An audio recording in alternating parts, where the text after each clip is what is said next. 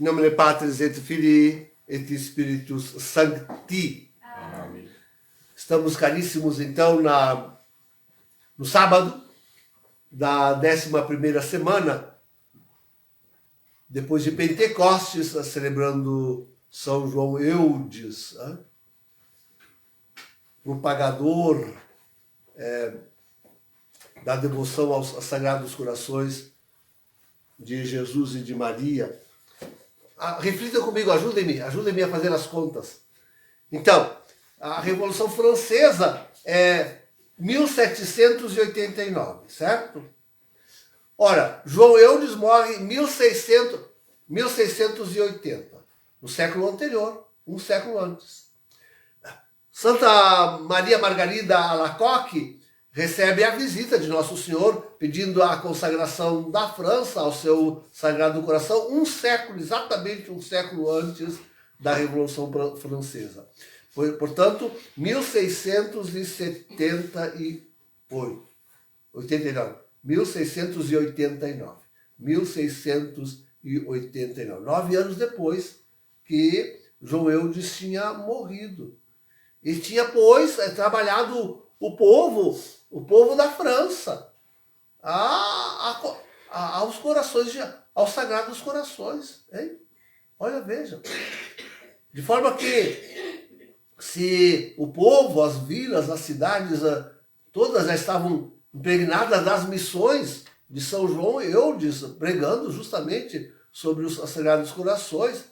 Agora, o que vinha pedir Nosso Senhor era, de fato, a oficialização disto pelo rei e pelas instituições do reino.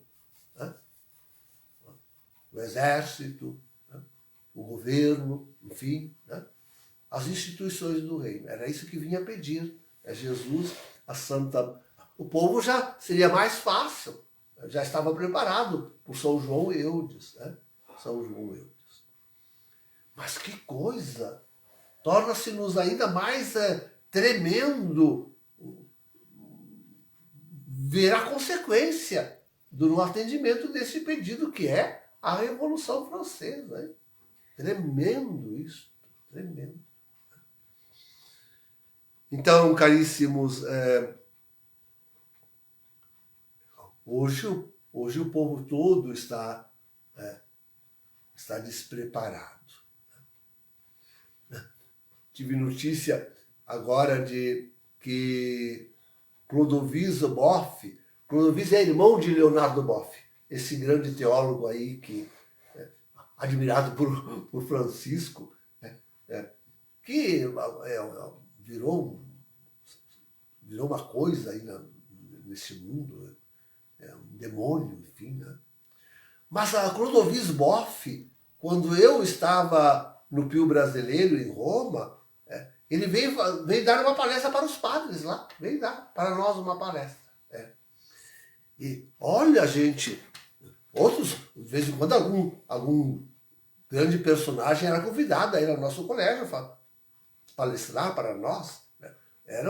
E tão poucos padres deixavam os estudos, saíam dos seus quartos para ir ouvir grandes personagens. Mas Clodovis Boff, todo mundo foi ouvir. Não só do nosso colégio, como dos colégios vizinhos, onde haviam padres brasileiros, e até aqueles que estavam se preparando, e que tinham um colégio ali, vizinho a nós também.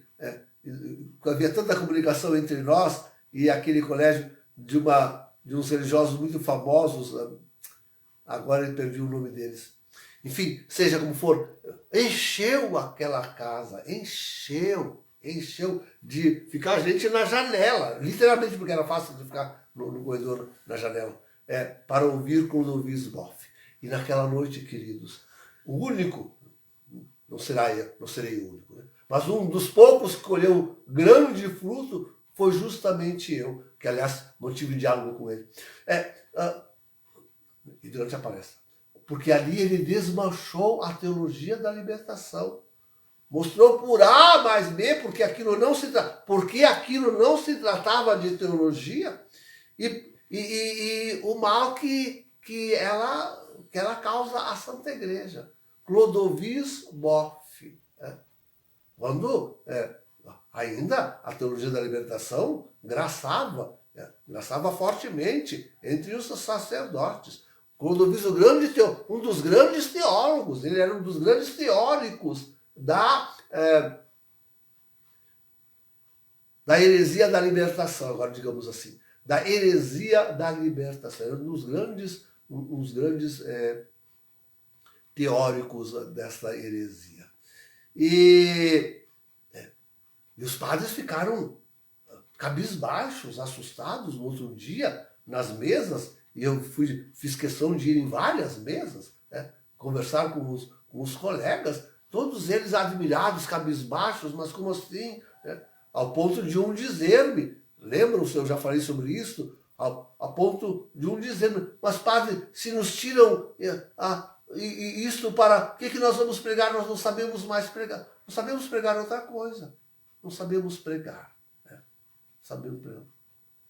Pois Clodovis Boff veio de novo a lume agora esses dias, afirmando claramente que a debandada que há na igreja do Brasil é por causa da teologia da libertação. Ele diz, tiraram Jesus e colocaram um pobre no lugar dele e deu o que deu. Esse abandono total da religião.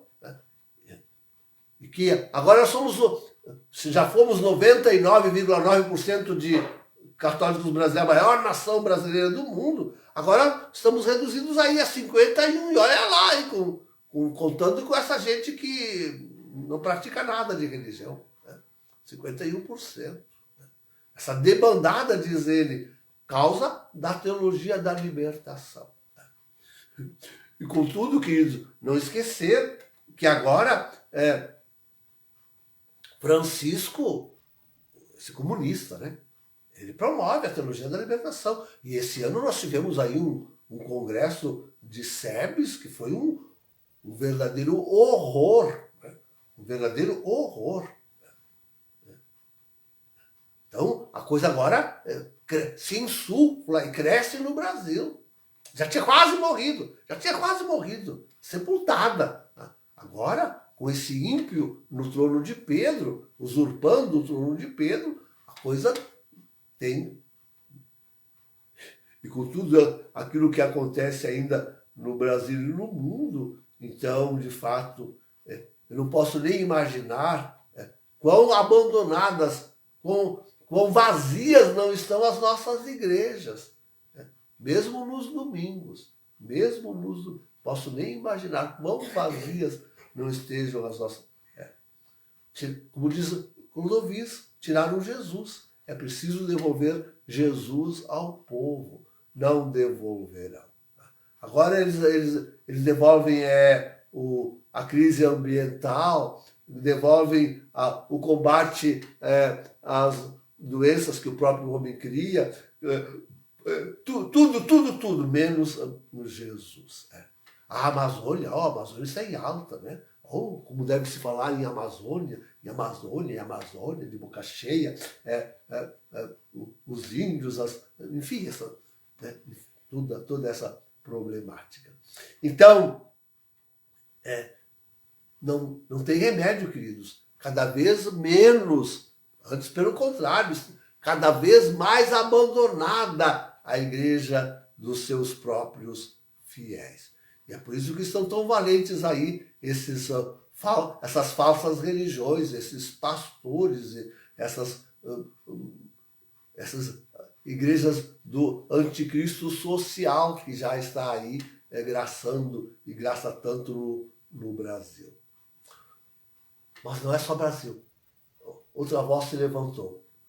Georg Ganswein, o arcebispo, ex-secretário do Papa falecido, Bento XVI, e até de Francisco, lembram? O arcebispo Georg Ganswein. Pois ele, enfim, foi defenestrado e voltou para a Alemanha. Dizem que está desempregado. Está procurando emprego, porque Não tem uma igreja, não lhe deram nenhum cargo, nenhum ofício. Está vagando lá, sem um arcebispo, gente. Digo, pessoal, venha para cá que eu dou serviço para ele aqui, né, me ajudar lá. Mas sem um arcebispo, sem mais ofício, sem mais cargo na igreja nenhum. Reza a missa particular e deu. Diz que então agora foi entrevistado por uma rádio alemã e lá declarou, sim, isso é uma palavra forte. Deixa eu recordar como ele disse, que sim, se queixando que o povo deixou a igreja, que a igreja, ele fala na apostasia, que a grande apostasia que a igreja, que a sofre na Alemanha é causada pela podridão em que ela se encontra. No ano passado, a estatística é essa, 2022, 500 mil de católicos abandonaram formalmente, abandonaram a igreja. 500 mil, ele se assusta, né? 500 mil de católicos no ano passado, é a estatística, abandonaram formalmente a igreja católica na Alemanha. Diz ele, causa da podridão, algo de muito podre, diz ele, está corroendo a igreja na Alemanha. E ele fala que essa podridão chega à raiz. Chega à raiz. A raiz da igreja. Então, em toda parte, queridos, toda parte vai se notando, vai se assistindo à destruição da igreja e cada vez mais se promove a igreja única, a igreja do mundo. Mas não, sabe qual é a ousadia agora de cláusula do chefe aquele da UEFA, da saúde mundial, Klaus, como é o nome dele? Klaus Schwab, isso. Então, eles estão agora dizendo que eles são deuses. Eles, a elite do mundo, serão os grandes deuses deste mundo. E como haverá aqueles que não os aceitarão e quererão matá-los, eles matarão antes todos os seus opositores. Matarão antes todos os seus opositores. Logo, esse mundo terá uma única grande religião. Eles rejeitam e se propõem com declaração pública a rejeitar completamente a Igreja Católica e todas as outras grandes religiões, porque só deve haver uma única grande religião da qual eles serão os deuses. Sabemos que eles terão um Deus-chefe, que é Lúcifer, ao qual adorarão. Então, é isso que chega. É isso que chega à loucura humana. Abandonam Deus, abandonam a sagrada e verdadeira religião, então criam alguma coisa completamente falsa, completamente oposta, algo do inimigo de Deus e da humanidade, algo que é inimigo dos dois, da humanidade e do homem, do ser religioso, que eles querem completamente apagar. É a revolução aonde chegamos, é a revolução francesa do nosso tempo, queridos, é que nós vivemos. É isso que nós temos que enfrentar, hein? É isso que nós temos que enfrentar. Haja pregação, haja gente que com força e com ânimo e com coragem diga tudo isso a este povo. Prepare-se, porque está tudo aí. Tudo está acontecendo. A vergonha, a destruição da igreja, um opróbrio, aquilo com que querem substituí-la. Esta que é a verdade.